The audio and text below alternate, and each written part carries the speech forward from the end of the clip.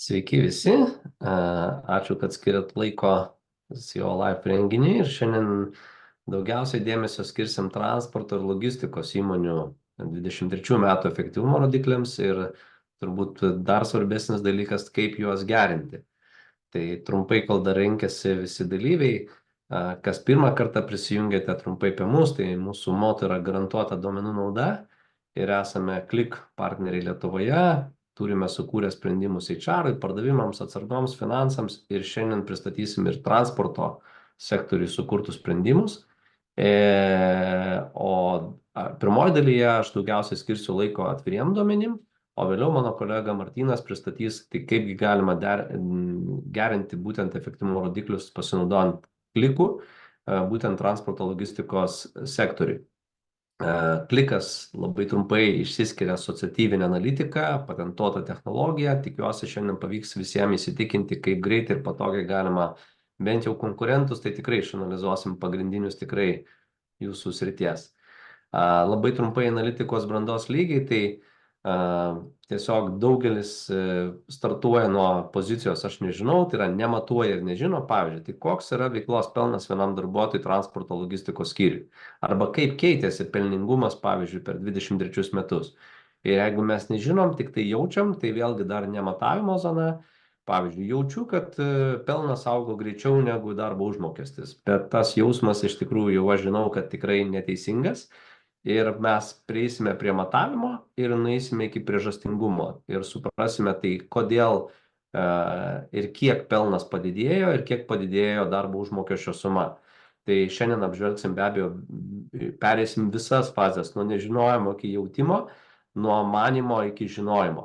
Ir būkite aktyvus, renginio SEO Live esmė, kad jūs galite iš karto uždavinėti klausimus renginio eigoje. Mes tikrai paliksime laiko su Martynu klausimam atsakymam renginio pabaigoje, mes atsakysim į jūsų klausimus, būkite aktyvus. Visiška naujiena, tik poros dienų čia vakar yra atnaujinti duomenys naujausi, tai yra 23 metų efektyvumo rodikliai iš atvirų duomenų, tai yra tiek Sodros, tiek registrų centro. Jau turime 110 milijardų eurų apyvartą, daugiau kaip 7 milijardų pelnų. Ir iš Salary Pro arba BI Free Salary aplikacijų visa tai, ką matysite šitoj pirmoji dalyje, yra pasiekiama ir galėsite naudotis ir analizuoti savo konkurentus labai detaliai, visiškai nemokamai. Akcentuoju, kad 10 appsų yra sukurta mūsų kompanijos ir daliname su Lietuvos verslu ir ne tik verslų, ir savivaldybės analizuoja, ir mokesčių inspekcijos analizuoja šitos duomenis. Taip, kad imkite ir naudokitės ir darykite įžvalgas. Ir be abejo, šalia yra mūsų mokami sprendimai, kurio jeigu domėsitės, galite pasiskaityti lygiai taip pat apie juos kiekvieną.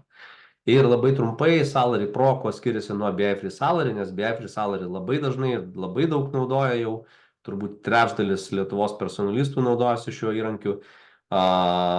Ir dar ne visi tikrai naudojasi Salary Pro. Tai naujiena yra tai, kad galima 25-75 kvantilius medianas pamatyti tendenciją savo pasirinktų konkurentų, galima užsisakyti automatizuotas ataskaitas ir nereikia kiekvieną kartą pasirinkimų daryti, o jūs gausite į savo pašto dėžutę. Ir dar daugiau galite gauti pranešimus, kad jeigu, pavyzdžiui, noriu suprasti, kurie konkurentai didino atlygį daugiau negu 100 eurų, tai jums net nereikia ataskaitų gauti, o tiesiog galite gauti pranešimą, kad šitie ir šitie konkurentai didino ten medianą daugiau negu 100 eurų. Ir visą tai galima ir su visais kitais privalumais galima rasti Salary Pro aplikacijoje. Ir be abejo, esminis dar skirtumas, kad Salary Pro aplikacijoje yra pateikimi naujausi duomenys ir BI Free Salary yra 6 mėnesių vėlavimas. Ir dar kas naujo, tai Salary Pro aplikacijoje mes išplėtėm, čia matysite maždaug papildomai dar apie 8 langai. Ir čia labai lengvai galėsit suprasti savo įmonės reitingą. Tai, nes visos įmonės iš esmės didina atlygį, klausimas kokiu dydžiu, kokiu tempu. Ir ar jūs pagal vidurkį, ar pagal 75 kvantilį, ar pagal medianą, tai kur jūs buvote prieš metus ir kur dabar esate. Ir dažnai sutinkam įmonės, kurios sako, mes esam geriausia rinkoje, bet reitingas rodo, kad yra 8 iš 10. Nu ir tada čia yra tas mitų griovimas su atvirais duomenim. Taigi pereinam į demo su atvirais duomenimis.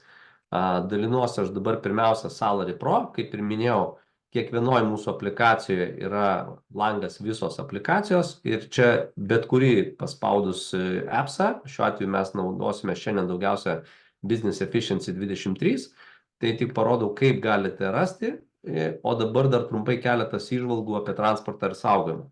Tai jeigu mes žiūrėtume bendrai visą Lietuvą, tai visos Lietuvos atlygis yra 1981 euras. Ir jeigu mes žiūrėsime veiklą būtent transportas ir saugojimas, tai kaip taisyklė šita veikla atsilieka nuo rinkos. Ir tai yra, kol kas visada tai buvo ir kol kas taip yra. Ir atlygis siekia 1743 eurus, apie porą šimtų eurų mažiau negu apskritai Lietuvos vidurkis. Tačiau labai svarbu atkreipti dėmesį į pokytį. Ir pokytis kol kas rodo, kad 5000 yra daugiau negu pernai metai balandį dirba darbuotojų ir darbo užmokestis yra 13% aukštesnis arba 200 eurų kiekvienam darbuotojui yra didesnis. Arba jeigu akcininkų ir finansų vadovų čia susijungia, tai dar svarbiau matyti, kokia darbo užmokesčio suma padidėjo. Tai 38 milijonai eurų yra darbo užmokesčio suma padidėjus per vienus metus nuo balandį lyginant su balandžiu. Bet darbuotojų pokyčio prasme norėčiau atkreipti dėmesį, kad pirmą kartą mes matome darbuotojų kiekio mažėjimą mėnesį su mėnesiu, jeigu lygintume. Tai yra labai aiškiai, matosi, kad kreivė užsilenkė žemyn. Tai reiškia, mes čia turėjome 107 179 darbuotojus, čia mes turime su praeitų mėnesių lyginus 106. Ir jeigu čia 3-4 metai paskutiniai augimas buvo, tai čia darbuotojų kiekio pirma indikacija, kad yra lėtėjimas. Bet lyginant su pernai metais, tai vis dar labai stipriai aukščiau, plus 5000 lyginant su pernai metais. Darbo užmokesčio tendencija dar turėtų kelti daugiau iššūkių finansų vadovams, CEO, nes darbo užmokesčio augimas yra tiesiog kosminis. Ta prasme, 200 eurų plus lyginant su pernai metais, kai žinom, pardavimai tikrai stagnuoja ir labai taip minimaliai auga. Tai čia mes matome, kad darbo užmokesčio augimas yra tiesiog įspūdingas. Ir ką dar norėčiau akcentuoti, kad mes dabar labai greitai pereisim į prognozę, kad visgi rekomenduočiau žiūrėti ne tik tai, kas buvo vakar ar užvakar arba prieš metus, bet prognozavimo modelis rodo, kad ir toliau, jeigu mes žiūrime visos Lietuvos kontekste, tai atlygis dabar jau siekia 2000 eurų ir toliau prognozuojamas jo augimas. Čia 42 tūkstančiai įmonių su 1,3 milijono darbuotojų. Ir jeigu mes žiūrime transportą saugojimą, tai matome, kad prognozė rodo, kad apie 1700 laikysis vidurkis ir augs toliau iki 1,7, 1,8, netgi 1,9 iki metų pabaigos ir kitų metų pradžioje. Bet kaip bus, prognozė persiskaičia kiekvieną mėnesį gavus naujausius duomenis. Be abejo, jūs galite matyti ne tik tai vidurkio pokytį, bet ir 75 kvantilės faktinius atlygius ir prognozę, tai yra šiuo atveju 2000 eurų jau. Ketvirtadalis iš 146 tūkstančių darbuotojų šitam sektoriui transportą saugoma, ketvirtadalis jau dabar uždirba 2000 eurų ir daugiau. Mediana tai yra 73 tūkstančiai darbuotojų uždirba daugiau negu 1700 eurų ir 25 kvantilis, tai yra ketvirtadalis mažiausiai uždirbančių darbuotojų uždirba 1200. Ir čia prognozė tokia yra labai su dideliam nuokrypiais, nes čia neaišku, kaip bus, nes labai dideli nuokrypiai yra. Ir kas dar yra įdomiau su darbuotojų tendencija, tai matome, kad išsibarstymas darbuotojų pagal šitos duomenis yra labai skirtingas ir gali nukeliauti ir į minus 5000 ir į plus ten 5000, nes paskutiniai mėnesiai rodo labai, jeigu pasimtume tik paskutinių mėnesių duomenis, tai ta prognozija labai aiškiai yra mažėjimo linkme. Ir čia jūs galite užsidėti ir metus, ir 2, ir 3, ir 5, ir tik savo konkurentus ir stebėti ne tik per atbulinį vaizdo veidrodėlį, kas vyksta, kas jau įvyko rinkoje, bet ką ir rodo prognozavimo modeliai iš 5 milijonų viešų duomenų. Tai reziumuojant tiek trumpai su darbo užmokesčiu, nes dažniausiai personalo vadovai čia tikrai dalyvauja jau įvairiuose HR Life renginiuose. Tiesiog transporto sektoriaus trumpa apžvalga buvo iš darbo užmokesčio tendencijų. Primenu, kad iš visos aplikacijos keliaujame į New Business Efficiency 23 ir šitą appsą mes šiandien daugiausiai ir skirsime dėmesio, nes tai yra visiškai nauji duomenys. Tai dabar turime, pirmiausia, kiek turime duomenų. Prieš savaitę turėjom čia 100 milijardų, dabar jau turime 113 milijardų ir 8,2 milijardo pelnas.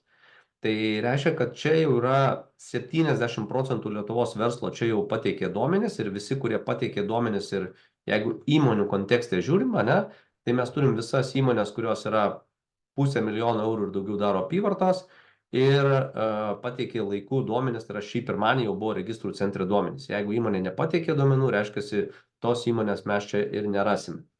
Be abejo, vėliau bus atnaujinti duomenys, bet šiuo metu jau galima naudotis tikrai 70% rinkos duomenų jau čia yra.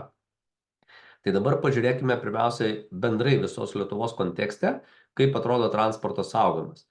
Tai 13 milijardų iš 113 čia yra apie 11-12% svoris šito sektoriaus, tai visgi labai labai didelis yra. 747 milijonai pelnas, kas jau yra mažiau negu 10%.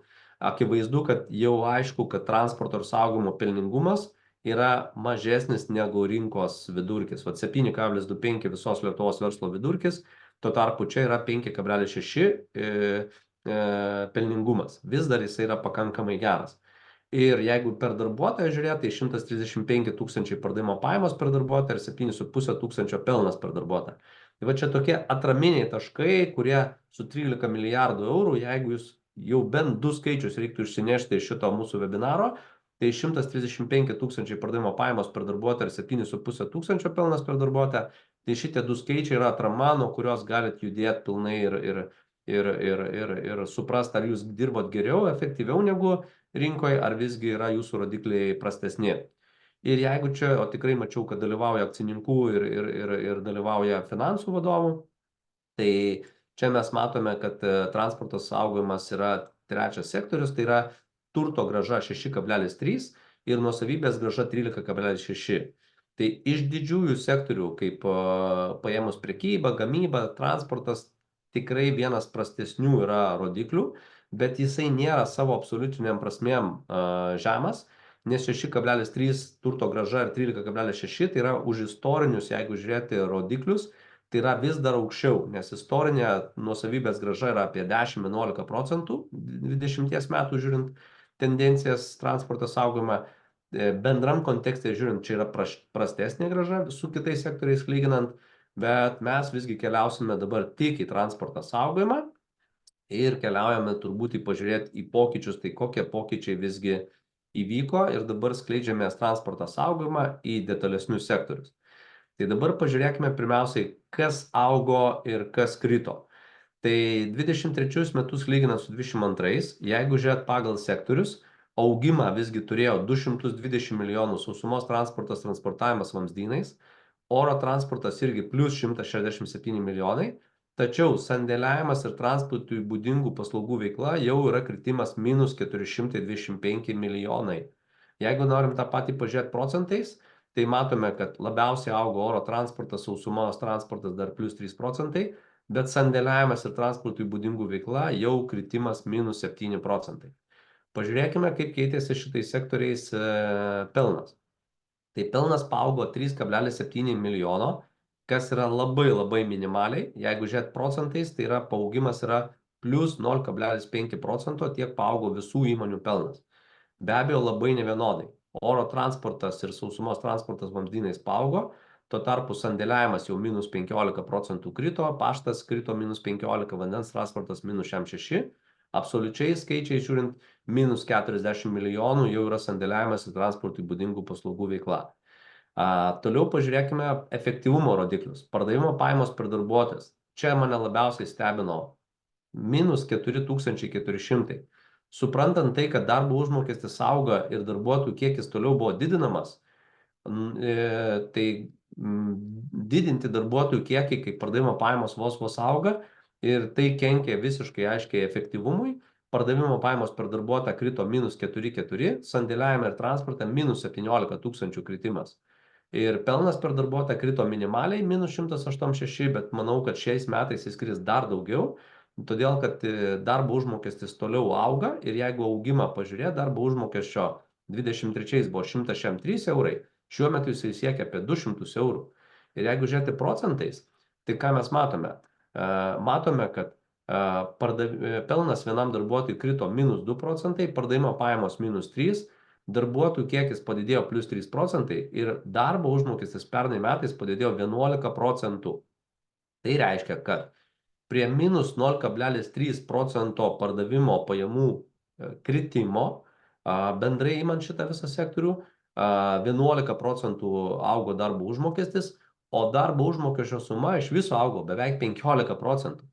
Tai nekenkti pelningumui čia tiesiog negalėjo ir panašu, kad šitoj vietoj akivaizdu, kad įmonės nesuvaldė ir jau matome tam tikrų bankruotų, restruktūrizacijų, kur tiesiog yra nesuvaldytos plėtros, nesuvaldyti yra augimo reiškiasi visas procesas ir jeigu ir toliau tokiu tempu po 10-15 procentų augs darbo užmokestis, mūsų prognozė, kad bus bankruotų šitam sektoriui tik tai daugiau, jeigu ir toliau eis tokiu primityviausiu būdu, didinkim parką, didinkim darbo užmokestį, didinkim pardavimo kainą, turėtų pirkti. Tikrai taip toliau panašu nebegalės vystyti šitas sektorius. Ir keliaujame dabar į turbūt įdomiausią dalyką, tai nukeliausime čia į reitingavimą ir čia pakeliausime jau iki pat detaliausių įmonių.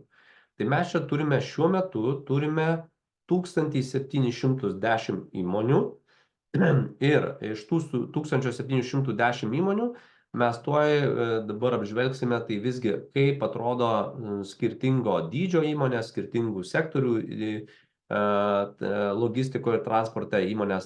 Bet pradžiai iš visų šitų 1710 įmonių noriu atkreipti dėmesį į šitą viršutinį 25 kvantilį, medianas ir 75 kvantilį. Ką jie sako? Jeigu jūs iš tikrųjų esat geriausi rinkoje šitame sektoriuje, tai jūsų kiekvieno rodiklio atžvilgiu iš visų šitų įmonių išskaičiuota, kad 25 procentai geriausių įmonių augo 17,6 procentų ir daugiau. Geriausio ketvirtadalio įmonių pardavimo pajamos vienam darbuotojui siekia 244 tūkstančius eurų. Geriausio ketvirtadalio transporte ir saugojime, čia sektorius jūsų, transportas ir saugojimas, pelnas vienam darbuotojui siekia 11 tūkstančių eurų. Geriausio ketvirtadalio pelningumas siekia 7,4 procento. Geriausio ketvirtadalio įmonių darbo užmokestis siekia 1605 eurus. Geriausio ketvirtadalio nuosavybės grąža, čia akcininkai, kai pamato šitą skaičių, tai jam akys žiba 40 procentų, kas yra 2,5 metų ir nuosavybė padvigubėja. Turto grąža 16,7 procento. Tai reiškia, kad jeigu jūs su savo 23 metų rodikliais atitinkate visus šitos 75 kvantilio rodiklius, sveikinu šaunuoliai, kviečiu jūs pietų ir netgi vaišinu, jeigu jums tai pavyko pasiekti pernai metais visus tokius rodiklius, kur ir efektyvumas, ir rinkos paėmimas, ir pelningumas, ir darbo užmokestis, ir nuosavybės, ir turto grąža yra tokiam lygiai, šaunuoliai, tik tai galiu pasidžiaugti, kad yra tokių įmonių Lietuvoje. Mediana, tai reiškia pusė įmonių šitame sektoriuje turėjo minus 2 procentus kritimą, 99 tūkstančiai pardavimo pajamos ir matom 2,5 karto skiriasi efektyvumas. Ir čia Martynas vėliau pristatys, kaip tą efektyvumą tikrai galima didinti. 2000 pelnas, kas yra čia 5 kartai prastesnis pelnas vienam darbuotojui.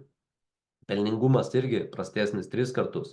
Darbo užmokestis minus 400, nuosavybės grąža vis dar labai gera, 14,9 procento vis dar labai gera grąža, nes tai yra 6-7 metai ir nuosavybė dvigubėja, turto grąža 5 procentai. Tai visgi, dar galime sakyti, kad medianoje esantys šios įmonės dar turėjo labai gerą grąžą, bet ta grąža buvo tik tai dėl to, kad buvo darbo užmokestis labai mažas ir jau jos praradinėjo rinką. Jau arba rinka traukėsi, arba praradinėjo rinką. Ir 25 kvantilio įmonės čia jau yra, tiesiog, jeigu jūs esat šitame, jeigu jūsų rodikliai atitinka ketvirtadalio prasčiausių įmonių rodiklius, tai kviečiu tiesiog turbūt rytoj su į Martyną į individualią konsultaciją ir pažiūrėsime, ar dar mes jums galim kuo nors padėti. Nes minus 17% kritimas, 70 tūkstančių pardavimo pajamos per darbuotoją, pelno jau nebuvo, jau nulis buvo. Atlygis siekia tik tai 1050 eurų, 1% nuosavybės grąža, turbūt nei vienas iš čia susirinkusių neinvestuotų jau į šitą kompaniją savo pinigų, kuri jau pernai metais uždirbo 1% nuosavybės grąžą. Tai dabar pažiūrėkime per skirtingas pjūvius, tai kaipgi atrodo tos įmonės pagal, pavyzdžiui, įmonės dydį. Jeigu pasirinkam pradžią, pradėkim nuo stambių įmonių. Tai atkreipkite dėmesį, kad stambių įmonių kontekste mes matome, kad stambių įmonių medianoje įmonės sugebėjo augti. Tai pusė stambių įmonių visgi augo 3% ir turėjo 11% grąžą, o stambiausių įmonių 75 kvantilis lėmė 23,5% nuosavybės grąžą. Visada jūs naudodamasi šito appsu ir asociatyvinę analitiką galite labai greitai surasti įmonės, kurios visgi yra va čia, tai yra ten top 10 įmonių paėmiau su prasčiausiais rodikliais, tai matome, kad jų pardavimo pajamos siekia 73 tūkstančius ir minus 700 eurų pelnas per darbuotoją. Jeigu mes pažiūrėsime dabar atvirkščiai šitam sektoriui, top 10 geriausių įmonių stambių, tai top 10 įmonių stambiausių atrodo rezultatai tokie. 168 tūkstančiai pardavimo pajamos per darbuotoją ir 20 tūkstančių pelnas per darbuotoją. Ir nuosavybės grąža visų 10 įmonių svertinė yra 25%.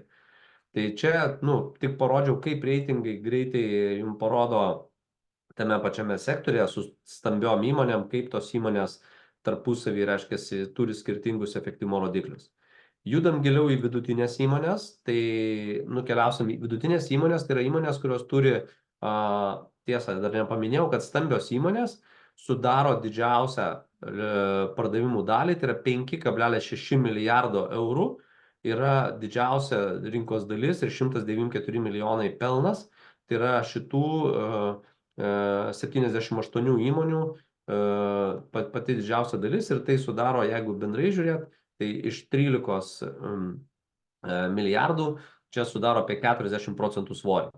Jeigu žiūrime vidutinės įmonės, tai vidutinių įmonių jau yra rinkoje, kuriuose dirba nuo 50 darbuotojų iki 250 darbuotojų, 258 šitame sektorėje.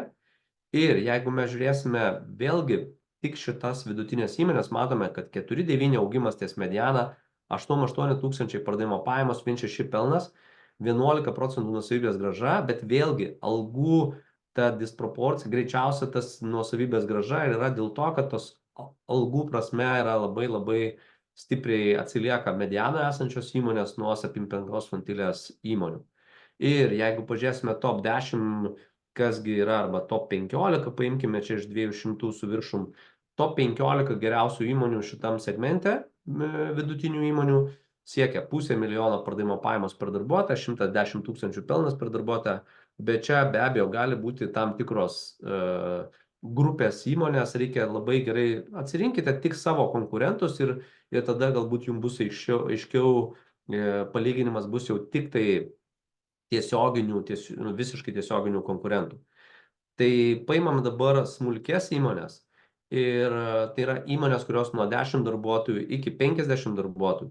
Lietuvoje transporto sektoriuje yra 819 įmonių, kurios daro 500,000 eurų ir daugiau ir jų apyvarta yra nuo 500,000 ir daugiau ir nuo darbuotojų skaičius nuo 10 iki 50. Tai matome, kad labai didelis sąrašas, 819 įmonių ir kaip matome jau smulkių įmonių kontekste, jau 25 kvantilis minus 15%, čia jau yra praktiškai nuostolingos įmonės ir netgi medianoje jau yra minus 0,9 ir efektyvumas čia yra labai prastas. 82 tūkstančiai eurų pardavimo pajamos per darbuotoją, tai yra tikrai labai prastas rodiklis ir čia mažam verslui su 2% pelningumu, su 1200 eurų atlygio vidurkiu, bus tikrai labai sunku turbūt išsilaikyti rinkoje. turbūt reikės konsoliduotis, jungtis ir arba tiesiog efektyvinti veiklą bet kokiu atveju, nes tikrai taip ilgai nesitęs, tokie rodikliai ilgai būti negali rinkoje, ypač žinant, kad atlygis toliau auga dviženkliu procentu. Tai nebus iš kur. Atlygis kaip taisyklė sudaro, aš parodysiu tada, pabaigęs šitą, parodysiu, kiek atlygis sudaro nuo visos apyvartos. Ir mikroįmonių čia yra nedaug, mikroįmonių čia yra 555 sąlyginai, nes jų paprastai būna labai labai daug, bet čia yra tik nuo $500 000 paimtos įmonės. Ir čia matome, kad mikroįmonės yra minus 30%, minus 10%, tai čia turbūt dar didesni iššūkiai laukia mikro verslo. Ir dabar noriu Jums parodyti, kaipgi atrodo transporto šitas sektorius pagal atlygio santykį su darbo užmokesčio suma. Tai keliaujame dabar šiek tiek į prieš tai buvusį langą palyginimą su vidurkiu. Primenu, kad visus šitos duomenis galėsite rasti nemokamai ir dabar jau galite naudotis iš BI Free Salary, susiradę BI Business Efficiency 23 ir atsirinkti savo konkurentus ir naudoti ir analizuoti šitos duomenis. Tai dabar, kodėl tai yra beproto svarbu susivaldyti darbo užmokestį? Todėl, kad pašto ir pasiuntinių veikloje darbo užmokestis nuo pardavimo pajamų sudaro 32%. Tai jeigu pardavimo pajamos toliau neaugs, o darbo užmokestis toliau augs 10%, tai reiškia, iš 5,4 pelningumo čia liks maksimum 2%, o darbo užmokestis jau sudarys 35%. Vandens transportas čia mažas sektorius, 4 milijonai eurų praleidžiam, sausumos transportas 16,4%, čia yra sausumos transporto ir transportavimo vamzdynais. Tokią darbo užmokestis sudaro tokią dalį nuo pardavimo pajamų. Ką tai reiškia? Jeigu darbo užmokestis toliau augs 10%, o pajamos neaugs, tai pelningumas sumažės 1,6%. Čia taps jau nebe 16,4, o bus 18%, ir tada bus tai tik pelningumo sąskaita mažės, reiškia, mažės pelningumas. Dar blogiau su pelningumu, jeigu neaugs pardavimai, bus sandėliavimo ir transportui būdingų paslaugų veikla. Čia darbo užmokestis sudaro 11,6%, ir jeigu darbo užmokestis augs toliau dviženklė tendencija, tai įtaka pelningumui bus dar didesnė, nes čia pelningumas jau siekia tik tai 4,2%.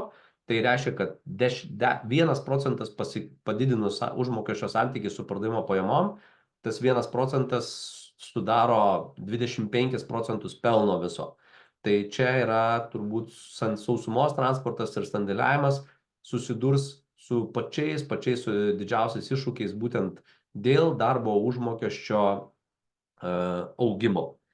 Ir grįžtam dabar į prieš tai buvusį langą ir dabar visgi noriu parodyti pačių didžiausių jau subsektorių. Tai paimkime dabar iš veiklos sektorių, paimkime didžiausius sektorius, dar turiu keletą minučių ir tik juose pažiūrėkime jau detaliai, arba galima veiklos grupę netgi paimti, tai dar detaliau yra. Veiklos grupė pati didžiausia krovininis kelių transportas. Tai jeigu mes norim labai detaliai pasilyginti, pasiėmam krovininis kelių transportas ir dabar pažiūrėkime tik tai šitom sektoriui, kuriame yra 6 milijardai eurų apyvartos pagal įmonės pavadinimą, tai kaip mes kokius turime verslo lyderius. Prašau, čia yra, ir gerai, uždėkime dėl stambi ir vidutinė įmonės, kad lyginti bent jau panašaus dydžio įmonės. Tai mes matome, kad krovininio kelių transporto įmonėse visgi buvo vidutinės ir stambės įmonės žiūrint, čia yra iš viso 200 įmonių, tai reiškia, kad 50 įmonių sugebėjo augti 22% ir daugiau pernai metais, 50 įmonių iš 200 turėjo 102 tūkstančius pardavimo pajamas, 50 įmonių turėjo 3,800 pelną per darbuotoją, 4,6 pelningumą, 1401 eurą atlygį, čia vairuotojai jau turbūt tik tai, kur dažniausiai sudaro atlygį, ir 25% nuosavybės grąžą. Tai mes matome, kad netgi šitoj labai įtemptoj rinkoje mes turime ketvirtadalį stambių ir vidutinių įmonių transporto ir saugojimo krovininių kelių transporto sektoriuje, Ir jeigu norim sužinoti šitų top 10 įmonių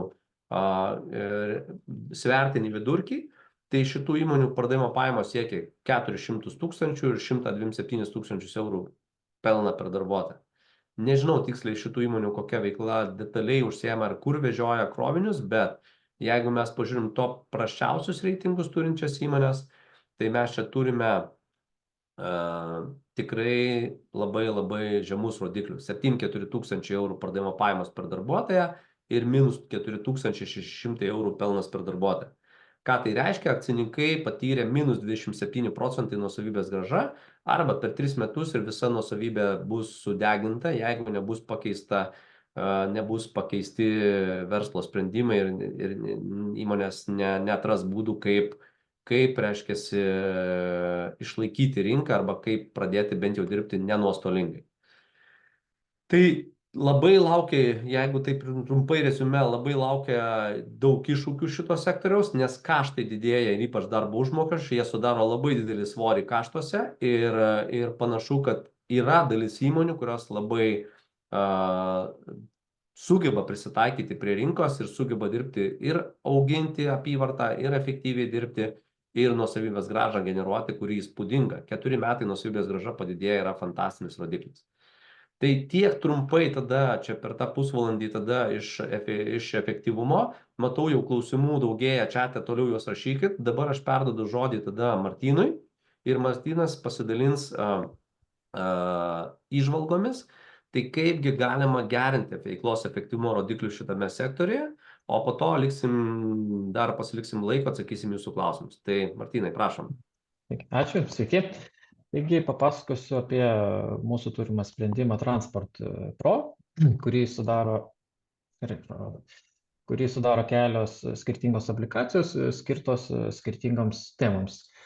Taigi pradėsime tada turbūt nuo vienos iš skaudžiausių temų, tai yra kuro sąnaudos. Tai šiuo atveju matome čia bendrą vaizdą, kiek nuvažiuotų kilometrų, kokios buvo kuro sąnaudos, kuras sunaudotas, vairuotojų, kiek vilkikų ir pavyzdžiui turime 23 metus ir 23 metų lapkritį norėtume pažiūrėti, kas lėmė šį padidėjimą kuro sąnaudų. Pasižymime 23 metus lapkričio mėnesį ir galime pereiti tuomet į kitą langą. Taigi,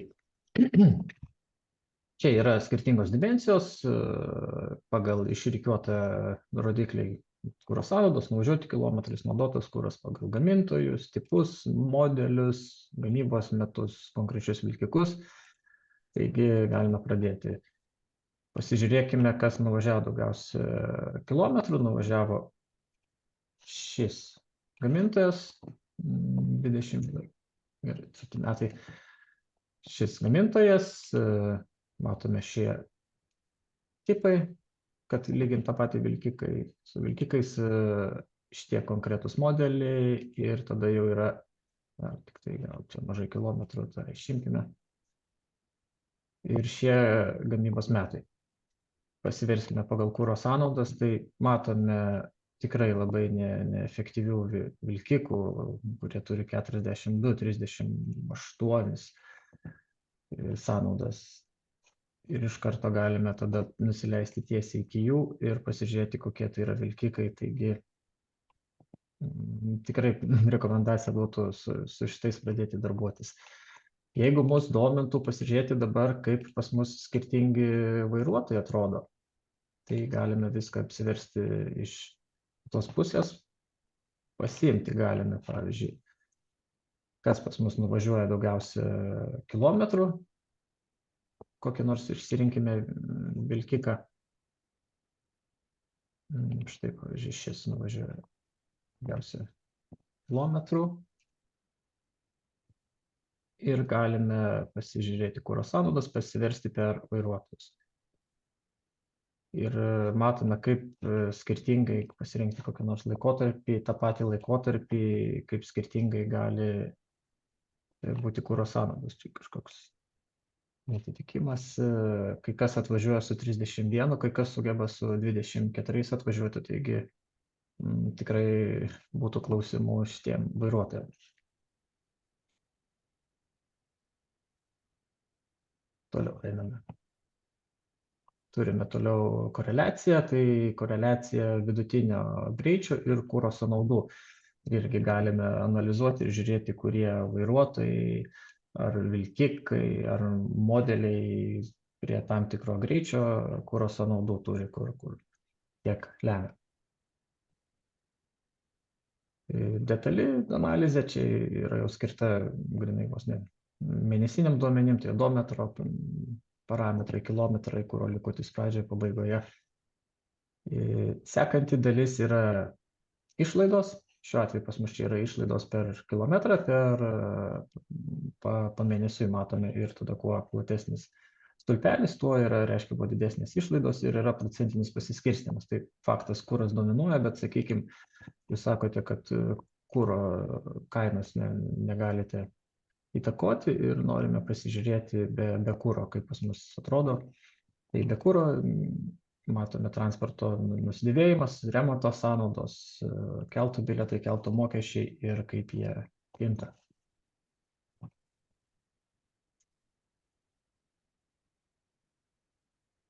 Toliau galite pasižiūrėti, kaip per kilometrą, pavyzdžiui, skirtingi vilkikai arba skirtingi tie patys modeliai, kokias turi išlaidas kilometrų. Taigi, pavyzdžiui, matome, šis modelis turi gerokai didesnės išlaidas negu kiti. Galit pasižiūrėti per išlaidų tipus, išlaidas, kokias turi išlaidas, tai kur remonto sąnaudos, kur nusidėvėjimas, galit pasiversti per konkrečius vilkikus.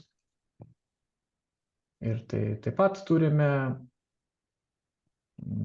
kaip mūsų išlaidos bendros koreliuoja su išlaidų kilometrų kaina, tai argi augant išlaidoms auga ir išlaidos per kilometrą. Bei detali ataskaita, kuri jau skirta, jeigu kažkokią konkrečią mašiną norime pasižiūrėti. Sekantis būtų, kas dar labai aktualu, irgi yra pelningumas, apyvarta, marža, užsakymų skaičius ir stebėjimų. Taigi pasirenkame pokyčius. Čia dabar matome palyginimą šių metų su praeitais metais ir kaip krito augo apyvarta, bendrasis pelnas, marža, vežėjų užsakymų skaičius. Pavyzdžiui, galime pasirinkti, matome, Austrijoje viskas pas mus augo. Pasirenkame per klientą. Turime informaciją per klientą, bet taip pat galime pamatyti, kad yra per Austrijoje ir ne tik viskas augo, bet kas ir yra, kas ir krito.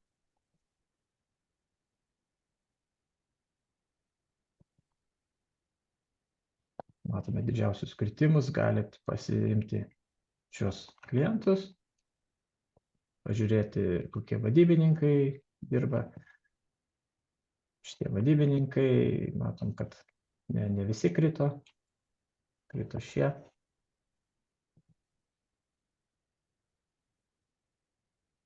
Ir galim pasiversti per regioną. Toliau lygiai taip pat turime pokyčius, tai čia irgi kas labiausiai augo krito, tai lygiai taip pat renkantis galime nueiti iki konkrečių pasirinkimų. Toliau pas mus yra tendencijos, tai kaip per pasirinktą laikotarpį kito apyvarta, bendrasis pelnas, marža, užsakymų skaičius, kilometrų tendencijos irgi.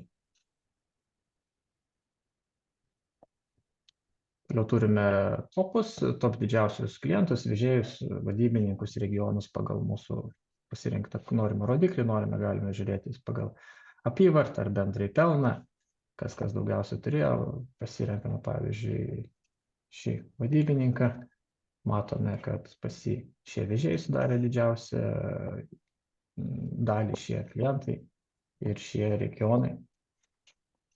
Sekančiame lange turime pasiskirstimą, tas pats jau pasirinktas mūsų yra vadybininkas, jau čia procentinis pasiskirstimas mūsų pasirinktas, jeigu nusimsime, turėsime bendrus duomenis be abiejų mūsų.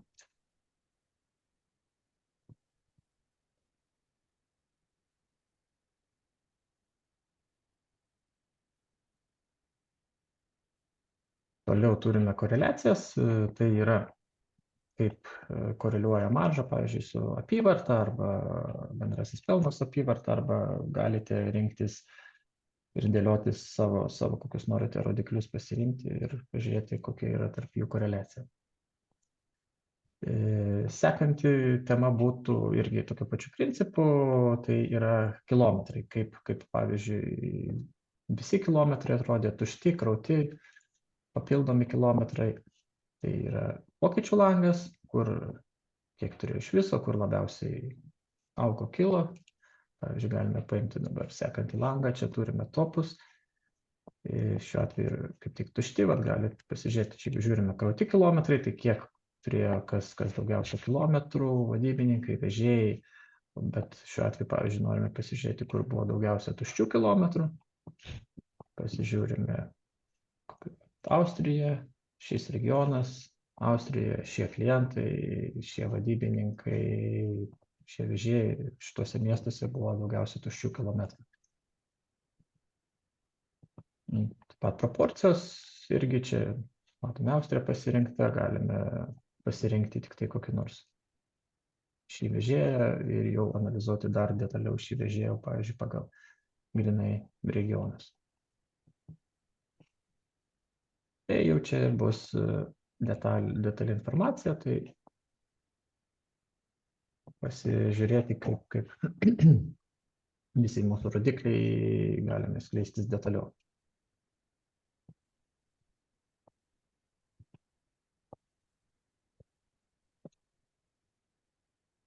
Taip, ir dar tada viena būtų tema, tai parko viso bendro, tai šiuo atveju, pavyzdžiui, sakykime, turime mes pasirinktą datą tam tikrą ir kiek iš viso buvo vilkikų, beveik 1500 ir tai dienai turėjome 556 stovinčius vilkikus.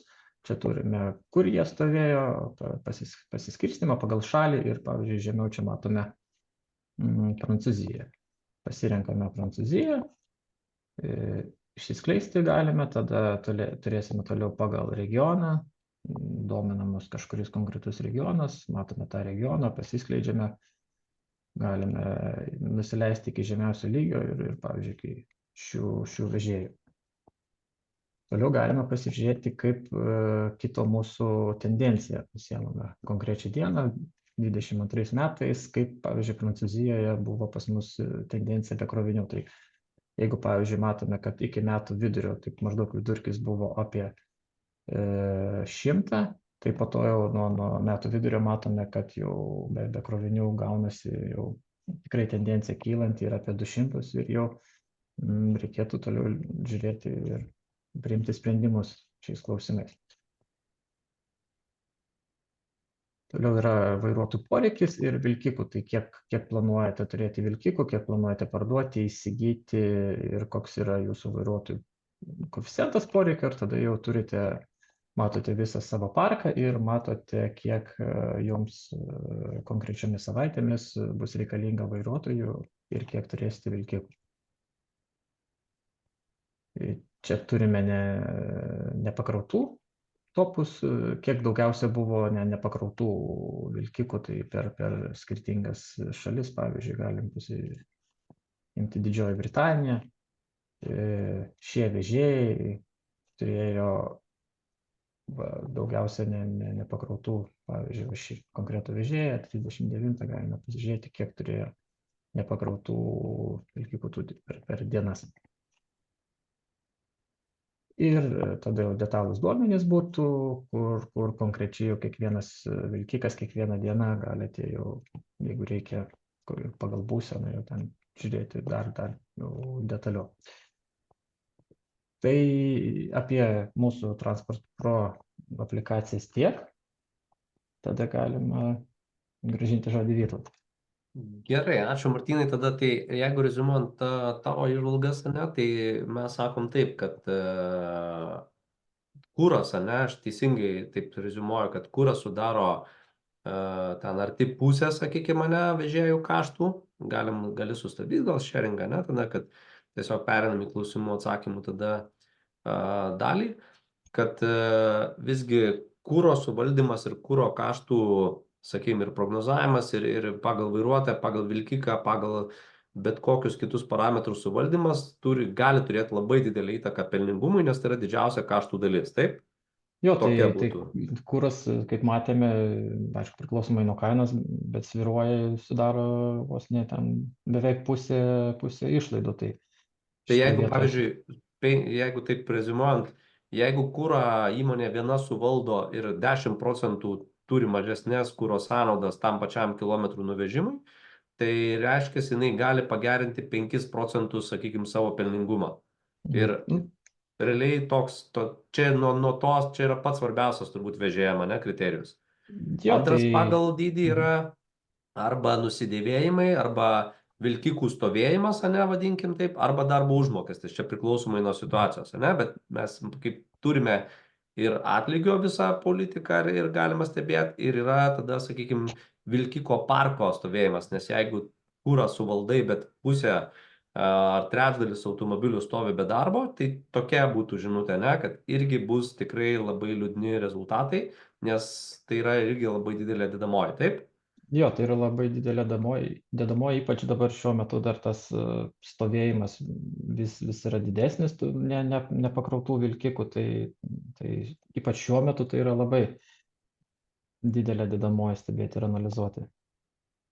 Gerai, tai tada perinam prie klausimų tada dalies. Tai dabar klausimas, kuom remiantis daroma darbo užmokesčio augimo prognozė. Tai Martynai, gal tu tą modelį pasakyk trumpai tada, žodžiu, kaip jisai buvo padarytas. Tai modelis remiantis istoriniais duomenimis apskaičiuoja tada jau ten mūsų nustatytą prognozę, tai grinai istoriniais duomenimis. Jo, ir gal aš tai papildysiu, kad tų duomenų yra kiekis yra 5 milijonai. Tai reiškia, kad jeigu tą prognozę žiūrime bendrai visos Lietuvos kontekste, tai prognozės tikslumas ten yra 99,7%, žiūrint 12 mėnesių į priekį. Jeigu užsideda tik tai vieną ar dvi įmonės ir ten keletą tik tai mėnesių, tai aišku, ta prognozė bus labai netiksli. Tai rekomenduotume žiūrėti sektorių ir tokiu būdu, kuo turėsit iš daugiau duomenų darysite prognozavimą. Nu, atsakymas tiesus iš praeities duomenų.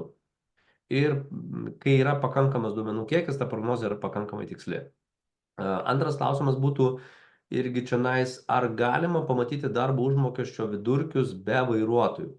Tai atsakymas yra ne, nėra tokios opcijos, kad pasirinkti be vairuotojų, bet yra būdų, kaip tą pamatyti. Tam yra medianos kvantilės ir 7,5 kvantilė ir 2,5 kvantilė. Ką tai reiškia? Jeigu jūs paimate 1000 darbuotojų įmonę, tai mediana tai yra 500 darbuotojo darbo užmokestis, 75 kvantilė 750 ir 250 darbuotojo darbo užmokestis.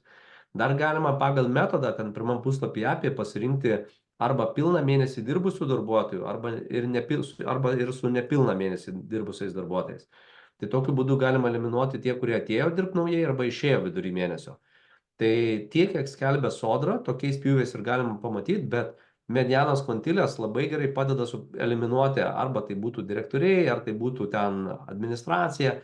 Nu, nes jeigu tai yra transporto kompanija, tai jeigu jūs pasirinkote vidurkį, tai ten tikrai eis ir finansų vadovo, ir generalinio direktoriaus, ir priedai, ir premijos, ir kas tik tai nori. Tuo tarpu, kai žiūrima kvantilės, tai praktiškai viskas yra eliminuojama. Nu, niekada nebus 7,5 kvantilį ten generalinio direktoriaus atlyginimo ir niekada nebus valytojos arba to darbuotojo, kuris išėjo ten 2 dienas padirbęs, išėjo iš darbo. Tai tokia rekomendacija būtų. Tada dar klausimas buvo, dar kartą priminkite, kur galima rasti šią informaciją, ką rodėte. Tai BI Free Salary, aš matau, Akvilė jau čia įdėjo, reiškia, yra BI Free Salary, jūs galėsite parsisiųsti ir aš dar kartą atsiūsime po renginio nuorodą su visų aprašymu, tai yra BI Free Sodra aplikacijos nuoroda yra, jūs ją užsiregistruojat ir iš tos aplikacijos yra pasiekiame 10 nemokamų appsų. Toliau, ar mokamoje versijoje matytume praeito mėnesio duomenis? Taip, yra kiekvieno mėnesio gale yra atnaujinami Sodroje duomenys, vat pavyzdžiui dabar yra birželio 11, tai mes ten teko biškį sodrą paspausti, bet birželio ten 3-4 dieną mums pavyko jos prispaudus gauti tuos naujausius duomenis, kartais tai savaime įvyksta ir tai yra maždaug mėnesio vėlavimas. Kitaip sakant, iki gegužės pabaigos jie apdoroja tuos duomenis ir birželio pradžioje jie paskelbė balandžio mėnesio duomenis. Liepos mėnesio pirmom dienom bus duomenys už gegužę ir taip toliau. Tai reiškia, su Salary Pro aplikacijoje visada jūs galite matyti vieno mėnesio senumo maždaug duomenys ir jie atsinaujina mėnesio pirmomis dienomis. Ir dar paminėsiu, kad jeigu domina jūs būtent atlyginimai, tai kiekvieno mėnesio pradžioje mes darome HR Live renginius, kuriuose pristatome gyvai ir atsakome į klausimus, kas įvyko rinkoje, kokios vyrojo tendencijos ir kokios prognozės, kaip pasikeitė ir panašiai.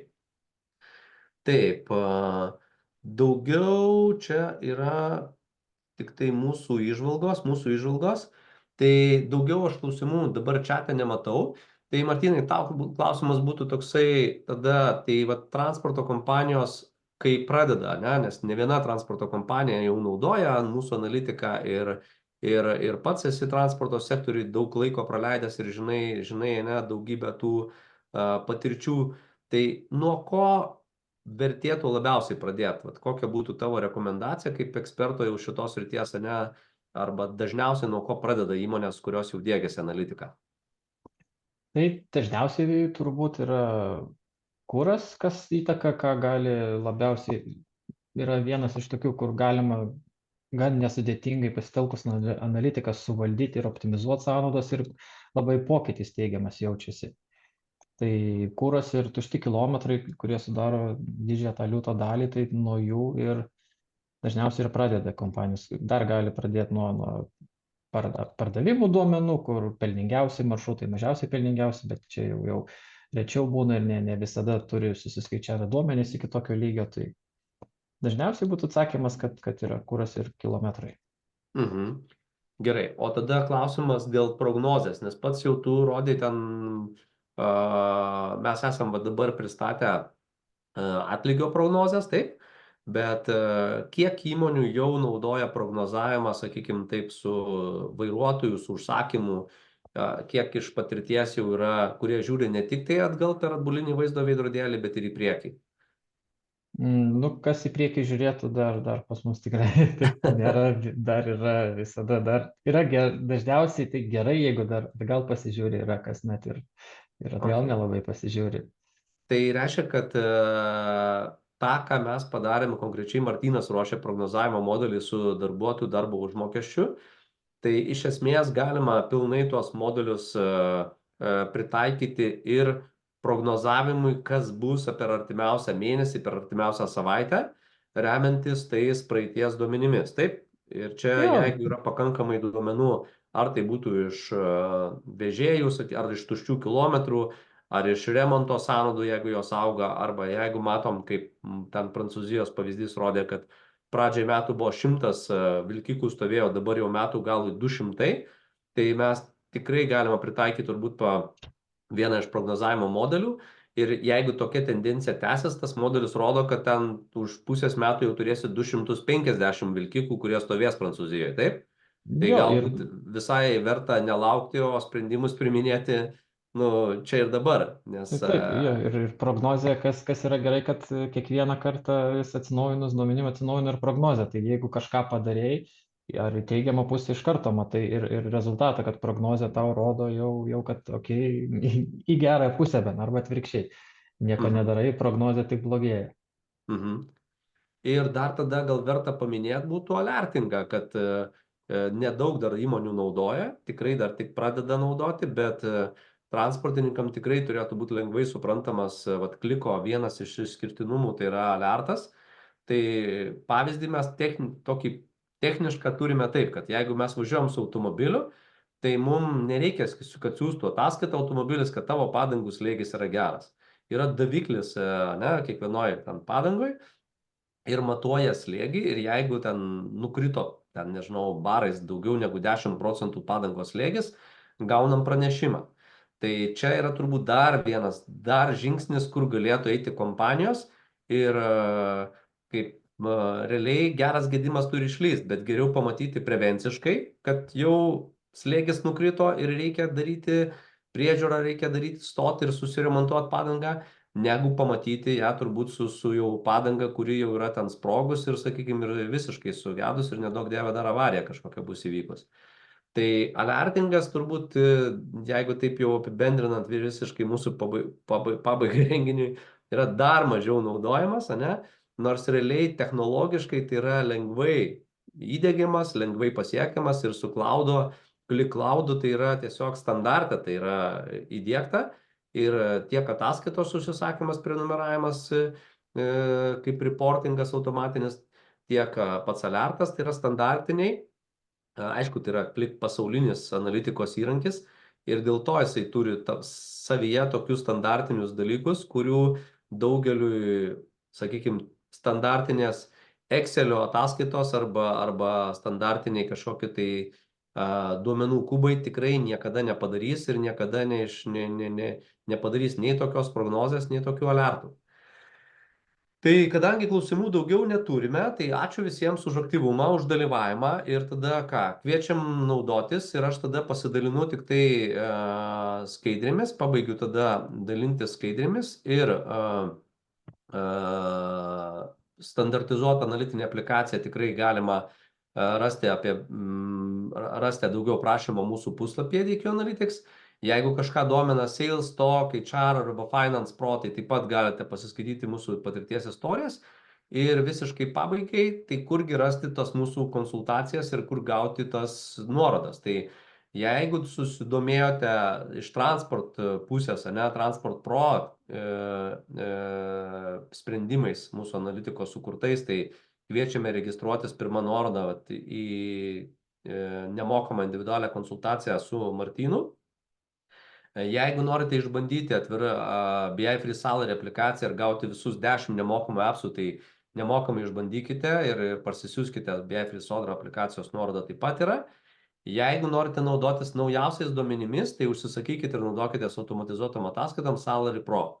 Ir jeigu ir liečia jūs turit savo versle ne tik tai transportą, bet norit suprasti, kas vyksta prekybos sektoriui, kas vyksta gamybos sektoriui, tai kviečiam į CEO Live renginius arba perduokit savo kolegom, kurie galbūt šituose sektoriuose darbuojasi.